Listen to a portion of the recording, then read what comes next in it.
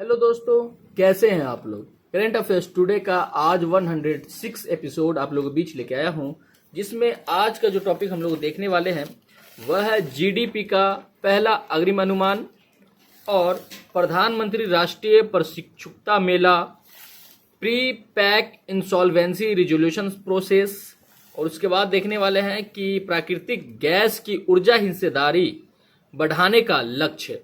तो ये जो है ये छोटे छोटे टॉपिक जो प्रीलिम्स व्यू से, अगर आप यूपीएससी या स्टेट पीसीएस की तैयारी करते हैं तो प्रीलिम्स व्यू से जो करंट अफेयर से रिलेटेड जो घटनाएं हैं, मतलब जो अन्य चर्चित खबरें में देखते हैं कि आर्थिक घटनाक्रम से है, ठीक है। तो इसमें छोटे छोटे हम जो टॉपिक है उसको देखेंगे आज की इस वीडियो में। जैसे कि आप पिछले एपिसोड अगर मेरा देखे होंगे तो इसमें क्या है कि इन सभी टॉपिक का हम वीडियो अपलोड कर चुके हैं, एपिसोड 105 से पहले जितनी भी है ना, ठीक है। तो आज हम 106 एपिसोड में क्या है कि जीडीपी का पहला अग्रिम अनुमान जो है इसके बारे में देखेंगे, और जो अगला जो भी टॉपिक है उन सभी को देखेंगे।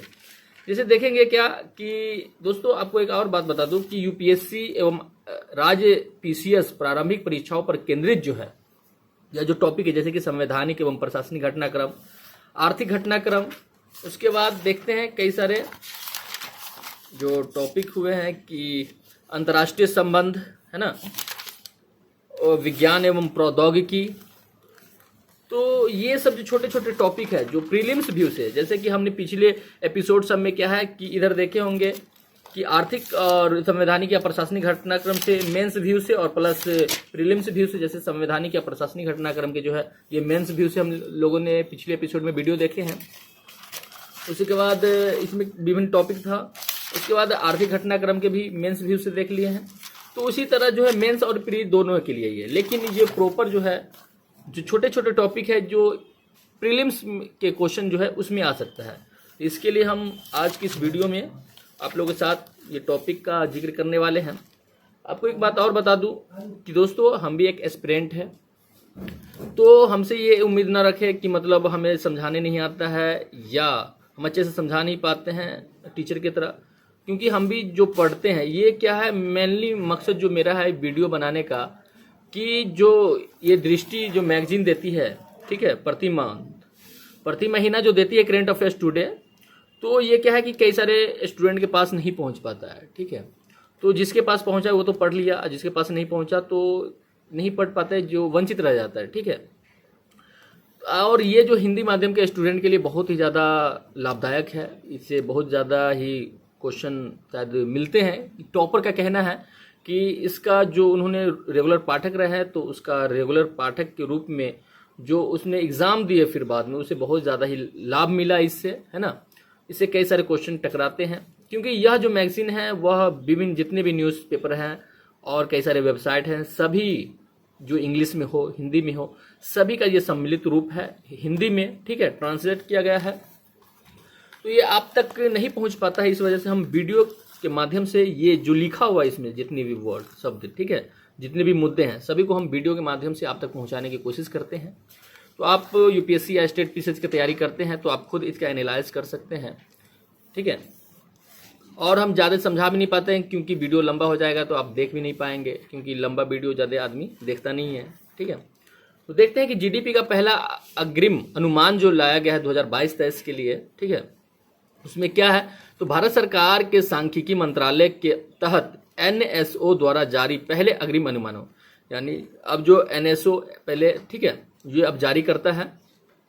एफएई के अनुसार वित्त वर्ष 2022-23 के लिए भारत की जीडीपी जो 7% बढ़ सकती है, ठीक है।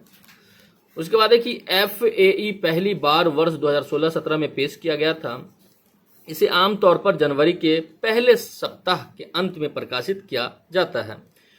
तो यहाँ से क्वेश्चन बन सकता है, ठीक है। ये पहले आधिकारिक अनुमान है कि उस वित्तीय वर्ष में जीडीपी के किस प्रकार बढ़ने की उम्मीद है।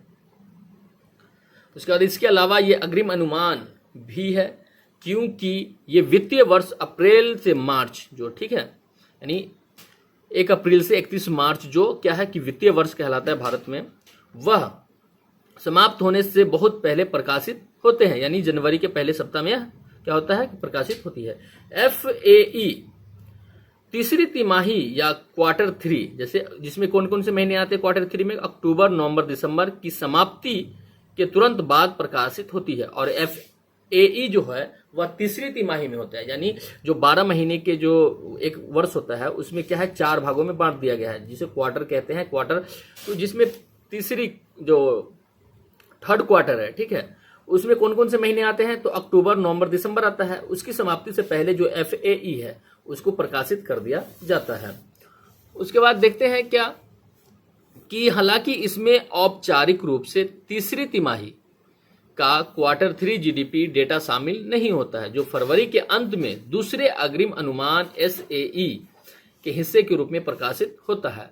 और यह जो है कि क्वार्टर थ्री में जो है GDP की डेटा जो है उसमें शामिल नहीं होता। यह कहाँ शामिल होता है, तो SAE के हिस्से के रूप में शामिल होता है। FAE के हिस्से के रूप में प्रकाशित होता है, मतलब FAE का मुख्य महत्व इस तथ्य से निहित है कि ये GDP अनुमान है, ठीक है। यानी FAE जो हम देख रहे हैं यह जो है एक मतलब यह GDP का अनुमान है, ठीक है, जिन्हें केंद्रीय वित्त मंत्रालय अगले वित्तीय वर्ष के बजट आवंटन को तय करने के लिए उपयोग करता है। तो हम लोगों ने देख लिया कि GDP का जो पहला अग्रिम अनुमान है वह किस तरह से है और किस तरह से मतलब बढ़ने की संभावना है। उसके बाद अगला देखते हैं कि प्रधानमंत्री राष्ट्रीय प्रशिक्षुता मेला, ठीक है। तो यह जो आया है कि 9 जनवरी 2023 को देश के 442 जिलों में प्रधानमंत्री राष्ट्रीय प्रशिक्षुता मेला यानी प्रधानमंत्री नेशनल अप्रेंटिसशिप मेला आयोजित किया गया है। तो ये पूछ सकता है, ठीक है। उसके बाद अनेक स्थानीय व्यवसायों और संगठनों को मेले का हिस्सा बनने और देश के युवाओं को प्रशिक्षुता के अवसर प्रदान करने के लिए आमंत्रित किया गया है। तो कब हुआ था, तो 9 जनवरी 2023 को हुआ था, जो देश के 242 जिलों में हुआ था। स्किल इंडिया मिशन के तहत भारत के युवाओं के लिए रोजगार के अवसरों को बढ़ावा देने के लिए प्रधानमंत्री के विजन के एक हिस्से के रूप में कौशल विकास और उद्यमिता मंत्रालय MSDE देश भर में 28 राज्यों एवं केंद्र शासित प्रदेशों के 242 जिलों में PMNAM को आयोजित किया गया है। यहाँ ये जो योजना है, ठीक है, यानी प्रधानमंत्री राष्ट्रीय प्रशिक्षुता मेला कहेगा कि 2000 मतलब कब आया, तो 9 जनवरी 2023 को कितने जिले में, 242 जिले में, ठीक है, जिसमें क्या है कि 28 राज्य था और जितने भी केंद्र शासित प्रदेश है उसमें शामिल किया गया है। भारत सरकार प्रशिक्षुता प्रशिक्षण के माध्यम से प्रत्येक वर्ष 10 लाख युवाओं को प्रशिक्षित करने का भरपूर प्रयास कर रही है और इस मिशन को पूरा करने के लिए PMNAM का प्रतिष्ठानों और छात्रों की भागीदारी बढ़ाने के लिए एक मंच के रूप में उपयोग किया जा रहा है। तो यह भी हो गया प्रधानमंत्री राष्ट्रीय प्रशिक्षुता मेला। प्रीलिम्स के जो छोटे छोटे हैं, यानी जो छोटे छोटे अन्य चर्चित जो आर्थिक घटनाक्रम से, ये हम देखते हैं जो प्रीलिम्स में क्वेश्चन आ सकता है। अब देखते हैं कि pre pack insolvency resolution process, ठीक है। तो प्री पैक का आज से एक सार्वजनिक बोली प्रक्रिया के बजाय सुरक्षित लेनदारों और निवेशकों के बीच एक समझौते के माध्यम से तनावग्रस्त कंपनी के ऋण के समाधान से है।